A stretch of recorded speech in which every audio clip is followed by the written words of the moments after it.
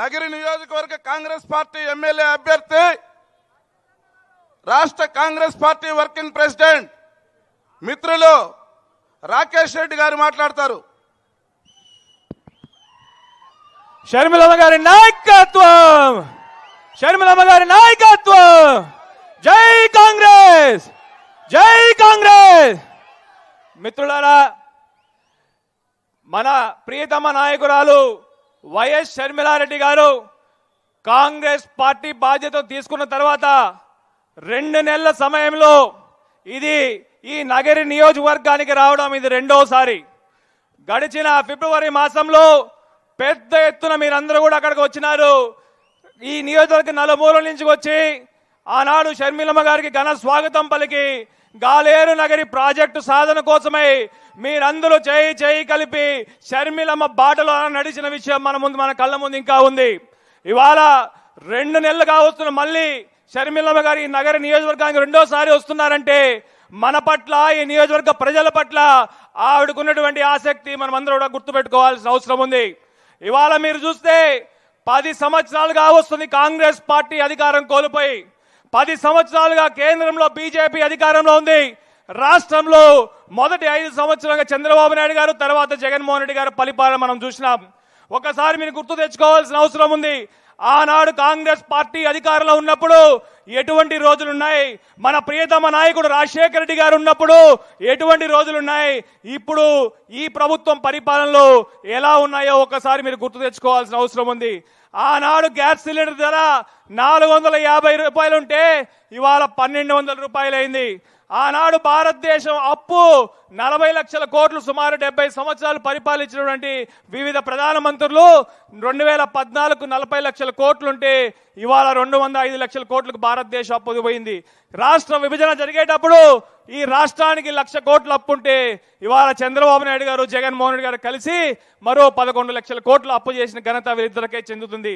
మీరు ఒకసారి ఆలోచించండి. ఆనాడు 55 రూపాయలకే పెట్రోల్, అదే 55 రూపాయలకి డీజిల్, 65 రూపాయలకి మనము పెట్రోల్ ఇచ్చిన ఘనత కూడా కాంగ్రెస్ పార్టీది. ఇప్పుడు మనం చూసుకున్నట్లయితే నిత్యావసరాల ధరలు పెరిగిపోయినాయి. అదేవిధంగా ఎక్కడ చూసినా మీరు చూస్తే ఏ సబ్ రిజిస్టార్లో పత్రం రిజిస్టర్ చేసుకోవాలన్నా కరప్షన్. అదేవిధంగా ఇవాళ ఆనాడు 500 రూపాయలు ఉన్న ఇసుక ఇవాళ 5,000 అయింది. ప్రధానంగా మన నియోజకవర్గంలో మీరు చూస్తే కొండలు రాత్రికి రాత్రి కొండలు మాయమైపోతున్నాయి. గ్రావలు విచ్చలవిడిగా దోపిడీ జరుగుతుంది, ఇసుక దోపిడీ జరుగుతుంది, మద్యం దోపిడీ జరుగుతుంది. మీరు చూసుకున్నట్లయితే ఎక్కడికక్కడ లేఅవుట్లు వేసే వాళ్ళని కూడా బెదిరించి ఇవాళ ఇక్కడ ఉన్నటువంటి మంత్రి ఇవాళ అడ్డగోలుగా వసూలు చేసే కార్యక్రమం చేస్తున్నారు. ఈ 10 సంవత్సరాలుగా ఈ నియోజకవర్గానికి ఏమైనా జరిగిందంటే దాని శూన్యం.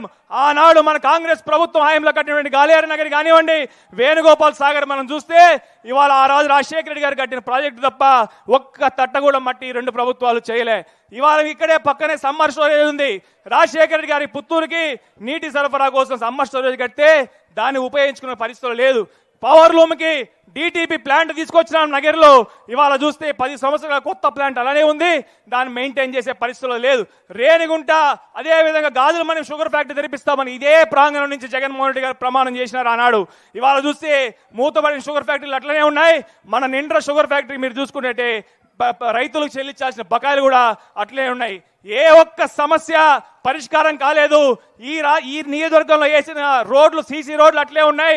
నగరి 100 బెడ్ హాస్పిటల్ మనం తెచ్చింది.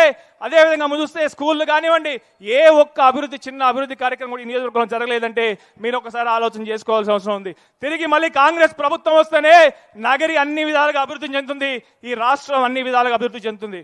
మీరు చూస్తే నరేంద్ర మోడీ గారు ఆనాడు మన యువకులకు 2 కోట్ల ఉద్యోగాలు సంవత్సరానికి ఇస్తామని చెప్పి ఇవాళ 70 సంవత్సరాలుగా నిర్మించినటువంటి పబ్లిక్ సెక్టార్ని అంచెలంచెలుగా నెహ్రూ కాలనీ నిర్మిస్తే ఇవాళ వాళ్ళ గుజరాతీ మిత్రులకు, అంబానీలకు, అదానీలకు దాన్ని చౌక ధరకి కట్టబడే కార్యక్రమం చేస్తున్నాం. ఇవాళ ఎయిర్పోర్ట్లు అమ్మేస్తున్నారు, పోర్ట్లు అమ్మేస్తున్నారు, హైవేలు అమ్మేస్తున్నారు, ఎల్ఐసీలు అమ్మేస్తున్నారు. ఇవాళ మీరు చూసుకుంటే మన రాష్ట్రంలోనే విశాఖపట్నం స్టీల్ ప్లాంట్ ఉంది.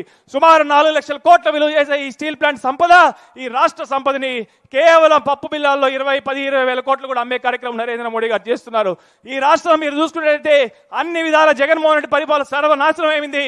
మనకు రావాల్సినటువంటి ప్రయోజనాలు, విభజన చట్టంలో హామీలు కూడా ఏ ఒక్కటి కూడా ఇదివరకు నెరవేరలేదు. మనకు రావాల్సిన కడప స్టీల్ ప్లాంట్ రాలేదు, మనకు రావాల్సినటువంటి విశాఖపట్నం రైల్వే జోన్ రాలేదు, ప్రత్యేక హోదా రాలేదు, పోలవరం పూర్తి కాలేదు, రాజధాని పూర్తి కాలేదు. ఇవాళ మీరు చూస్తే ఎవరు కూడా నరేంద్ర మోడీని అడిగే పరిస్థితుల్లో లేరు. ఈ మూడు పార్టీలు బీజేపీ అంటే బాబు జగన్ పవన్ పార్టీలాగా ఈ రాష్ట్రంలో నరేంద్ర మోడీకి వత్తాసు పలికే పార్టీలు తప్ప మరొకటి కాదని కూడా మీరు గుర్తుపెట్టుకోవాల్సిన అవసరం ఉంది. దీనికి ఒకటే పరిష్కారం. ఇవాళ మన రాజన్న బిడ్డ మళ్ళీ ఈ రాష్ట్రంలో కాంగ్రెస్ పార్టీలో చేరి కాంగ్రెస్ పార్టీయే ఈ రాష్ట్రాన్ని ముందుకు తీసుకెళ్తుంది. కేంద్రంలో రాహుల్ గాంధీ గారు ప్రధాని అయితేనే, రాష్ట్రంలో షర్మిలమ్మ గారు ముఖ్యమంత్రి అయితే మాత్రమే మళ్ళీ ఈ రాష్ట్రంలో అభివృద్ధి సంక్షేమం జరుగుతుంది. కనుక మీరు అందరూ కూడా ఆలోచించుకొని మనం ఒక్కసారి మీరు 10 సంవత్సరాల పరిపాలన చూడండి, అంత ముందు జరిగిన కాంగ్రెస్ పరిపాలన చూడండి. నా వయసు 35 సంవత్సరాలు. ఒక్కసారి అవకాశం ఏంటి, ఇంకా 30 ఏళ్ళు రాజకీయాల్లో ఉంటా. ఒక్క ఓటేస్తే 30 సంవత్సరాలు పనిచేస్తా మీకోసం. నా వయసు 35, 30 ఏళ్ళు రాజకీయాల్లో ఉంటా. ఒక్క ఓటేస్తే మళ్ళీ బాగుంటేనే ఇండి. ఒక్క ఓటుతో 30 సంవత్సరాలు మీకు సేవ చేసుకునే భాగ్యం కల్పించమని మిమ్మల్ని అందరినీ ప్రార్థించుకుంటూ సెలవు తీసుకుంటున్నాను. జై హింద్.